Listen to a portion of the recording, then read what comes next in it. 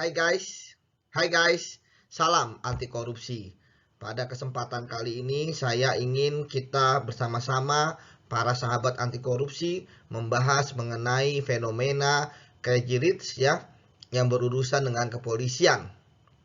Baik itu karena tindak pidana penipuan, IT maupun juga pencucian uang yang tentu saja membuat banyak korban ya dari masyarakat Indonesia.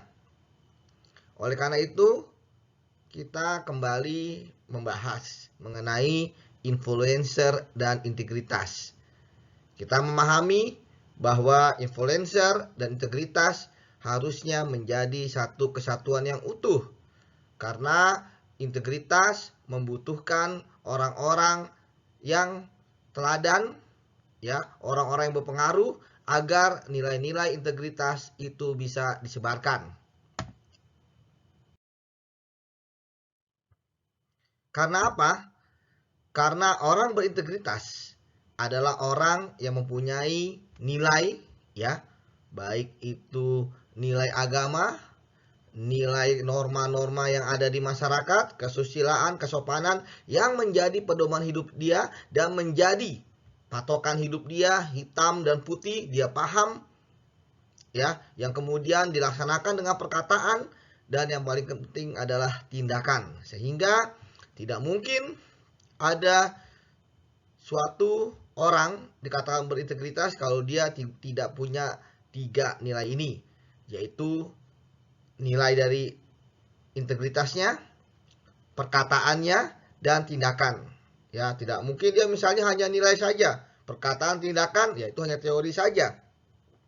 Atau hanya 2 dari 3 ini.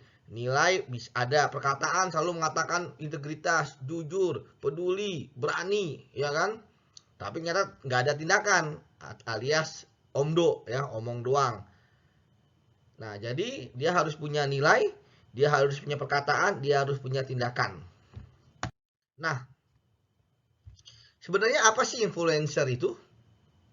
Ya memang influencer itu baru beberapa tahun ini ya, itu mulai rame, apalagi kan ada sosial media gitu kan, mulai dari YouTube, Instagram, ya, dan Facebook misalnya, atau apapun yang membuat orang itu bisa mempengaruhi orang lain dengan berbagai macam latar belakang ya. Ada yang politik, ada yang sosial gitu kan, ada yang tentang makanan gitu kan, ada yang tentang fashion, ada yang tentang apa lagi, mobil sport dan lain sebagainya lah ya. Influencer diartikan sebagai orang yang dapat mengubah cara berpikir maupun cara bertindak orang lain ya.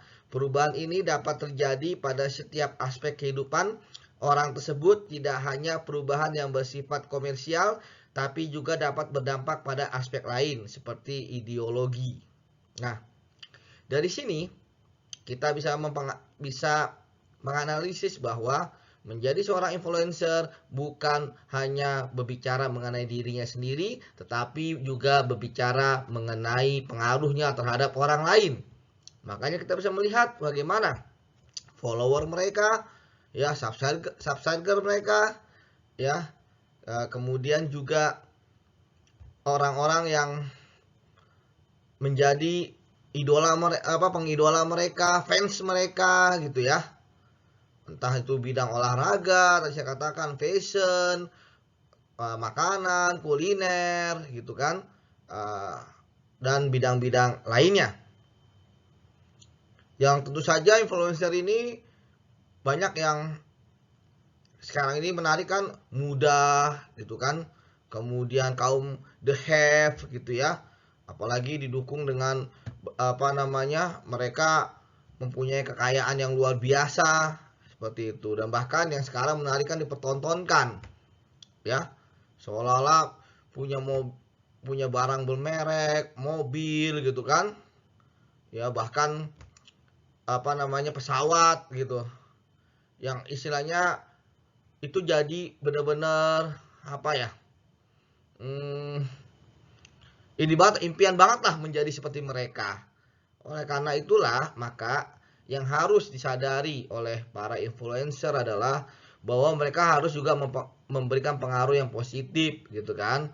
Ya memang memamerkan kekayaan itu ya tentu mereka melihat itu ada nilai positifnya ya, mungkin nanti akan menambah nilai mereka di mata misalnya orang-orang yang beriklan di mereka gitu kan, atau branded yang mereka menjadi brand ambassador dan lain sebagainya. Dan influencer-influencer ini kan tumbuh juga bukan hanya dari kalangan orang-orang yang mulai dikenal masyarakat ya, seperti mantan olahragawan atau artis gitu ya, musisi gitu kan, tapi jadi orang-orang yang tidak tidak pernah terlihat sebelumnya, kemudian kelihatan gitu kan. Apalagi sekarang kan kita bisa melihat bagaimana mudahnya orang menjadi viral gitu kan, menjadi terkenal seperti itu. Inilah sebabnya maka influencer harus mempunyai integritas ya. Dia harus mempunyai nilai kebaikan, dia harus berkata yang selalu benar ya, nggak boleh abu-abu menjadi influencer, nggak boleh menggiring masyarakat untuk menjadi bingung ya, menggiring masyarakat untuk mempercayai kata-kata yang sebenarnya kata-katanya salah gitu kan. Ya tidak bisa influencer mengatakan itu bohong putih lah sedikit, nggak bisa gitu kan, bohong ya bohong. Ya ketika dia salah salah gitu kan, hitam hitam putih putih gitu kan, jujur saja gitu kan. Gitu. Kemudian juga terkait perbuatan ya. Ya misalnya mendapatkan kekayaan ya di cara yang benar, berbisnis yang benar, jadi brand ambassador misalnya, atau dia punya produk sendiri gitu. Dia harus benar-benar menjaga, dia tidak boleh menjadi orang yang jadi gatekeeper lah kalau dalam pencucian uang, atau jadi orang yang dikendalikan, jangan gitu kan. Dia harus jadi orang patuh, bayar pajak, pendapatannya jelas, seperti itu. Kemudian juga ya bagaimana ya menurunkanlah memamerkan kekayaan-kekayaan gitu kan, yang jangan sampai kekayaan yang dipamerkan ya hanya sebagai gimmick saja, bukan punya dia gitu kan. Nanti dibuat sedemikian rupa acara dia beli dan sebagainya, ternyata bukan punya dia, seperti itu. Dan yang paling penting jangan terlibat dengan perbuatan-perbuatan pidana ya, yang bukan hanya merugikan orang lain gitu kan, tapi dia sendiri gitu kan. Ya walaupun mungkin karena dia sudah menikmati itu jadi resiko dia ya, tetapi menurut saya ya seharusnya seorang influencer yang baik adalah seorang influencer yang tidak merugikan orang lain, bahkan dia berkontribusi kepada orang lain. Ya menurut saya ketika dia misalnya berbuat baik, diliput dan sebagainya, oke saja gitu kan, karena memang dia menjadi influencer karena sorotan media gitu kan, jadi apapun dilakukan jadi berita gitu kan. Ya dulu pernah ada meme ya, ngasih makanan gitu kan, kemudian video gitu ya, ya memang sebenarnya nggak etis gitu ya. Dan tapi ya influencer melakukan itu ya karena mereka ada ratingnya, seperti itu ya. Akhirnya sekarang kan ada beberapa influencer ya, karena mereka punya cycle juga ya, akhirnya terjadi seperti sekarang. Influencer ya jadi tersangka gitu kan, terkait dengan bisnis-bisnis mereka jalankan ya, melakukan penipuan gitu kan, ada rakyat masyarakat dirugikan. Kemudian teman-teman cycle-nya pun juga dipanggil gitu kan untuk mengklarifikasi aliran aset dananya. Itulah akhirnya ya saya pikir, dan yang saya lihat ya yang datang ke Barreskrim kan sebagai saksi kan influencer-influencer yang kelas kakap lah. Dan tentu ini jadi pelajaran gitu ya. Pertama, bagi para influencer, jagalah integritas itu gitu kan. Kemudian yang kedua, jangan sembarangan menerima orderan gitu kan, atau menjadi brand ambassador gitu kan, atau menjadi afiliator terhadap bisnis-bisnis yang tidak jelas. Sekarang kan udah banyak ahli-ahli hukum gitu ya, tanyakan kepada mereka gitu. Kalau memang menggiurkan mungkin ketika menjadi afiliator, kalau lihat kemarin kan loss, dapat keuntungan dari loss gitu kan berapa puluh persen gitu kan, wow, uang banyak bisa beli ini dan beli. Tapi kan akhirnya resikonya kan kalau nggak ada apa-apa ya nggak apa-apa, begitu ada apa-apa gitu kan. Makanya untuk itu maka tanyakan dulu lah gitu kan kepada ahlinya, ini bisnis ini bagaimana, seperti apa gitu kan. Kemudian yang ketiga ya, terkait dengan bagaimana tidak memamerkan lah apa yang mereka punya gitu kan rakyat juga lagi susah, lagi pandemi gitu kan. Nah, jadi apa yang keempat, ya tidak boleh menerima uang sembarangan, yang penting gitu kan. Memangnya influencer itu pengemis gitu kan, emang influencer itu orang nggak mampu disumbang 50 juta misalnya, 60 juta, 70 juta gitu kan. Atau ada orang membeli barangnya di luar harga normal, jangan girang dulu gitu kan, itu teori pencucian uang gitu kan. Membeli tanpa rasa semua itu bisa dihitung ya, bahkan barang antik bisa dihitung ya. Ada penaksirnya gitu kan. Jadi jangan dikatakan wah ini karena punya saya jadi laku. Anda siapa gitu kan.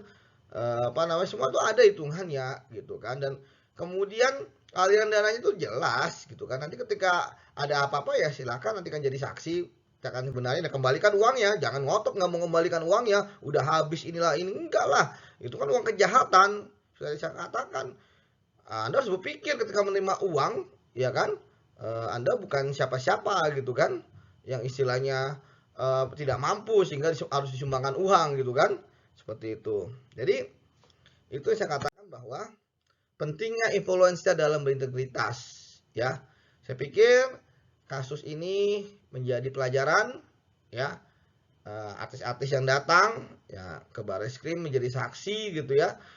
Itu kedepannya ya seharusnya juga menjadi pelajaran bagi mereka dan menjadi influencer kebaikan juga ya, bahwa cukuplah ini menjadi pelajaran ya bagi yang sudah mengembalikan yang diduga oleh penyidik merupakan aliran uang hasil kejahatan, ya bagus, yang belum ya teruskan apa namanya, yang belum ya segera untuk mengembalikan seperti itu kepada penyidik ya, karena yang paham tentang aliran dana ya penyidik gitu kan. Lebih baik terutama mereka yang belum melapor ya, sebelum nanti surat panggilan mulai, lebih baik proaktif gitu kan. Kenapa? Karena kan uang ini adalah uang untuk para korban, uangnya udah uang untuk mengganti uang-uang para korban yang telah hilang ya. Tidaknya walaupun nggak bisa 100% ya adalah yang dikembalikan pada para korban, karena tentu mereka mendapatkan uang itu dengan susah payah ya. Kemudian terbujuk untuk ada afiliator ya, tapi ternyata malah kalah seperti itu. Oke. Semoga para influencer di negara kita ya menjadi influencer berintegritas.